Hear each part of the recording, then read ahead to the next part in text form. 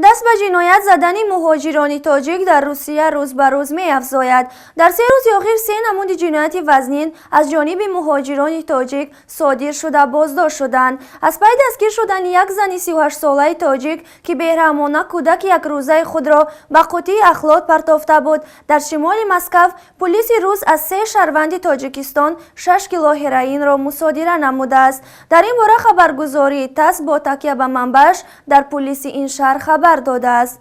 پلیس اطلاع یافته است که تاجران هروئین از شریکانش در حجم 10-15 کیلوگرم هروئین دسترس می‌کنند و بعداً آن را در بسته‌های 1 کیلوگی تقسیم نموده به دیگران می‌فروشند. در نتیجه عملیات فوری تاجران هروئین بازداشت شدند. این در حالی است که دادگاه ناحیه ژلزندورسک شهر یکاترینبورگ روسیه شام 8 فوریه 7 تن با اتهام تهیه عمل‌های تروریستی بازداشت شده را برای 2 ماه به حبس گرفت که این گروه برای انجام حمله‌های تروریستی در شهرهای مسکو و سنت پترزبورگ و ولایت سوردلوفسک تیاری می‌دیدند. فسب در اطلاع رسمیش که 7 بازداشت شده را شهروندان روسیه و کشورهای آسیای مرکزی نام برده بود، ولی رسانه‌های محلی با تکیه به منابع خود خبر دادند که تنها 1 نفر از بازداشت شده‌ها شهروند روسیه، یکی دیگر از ترکیه و بقیه شهروندان تاجیکستان و قرقیزستان میباشند.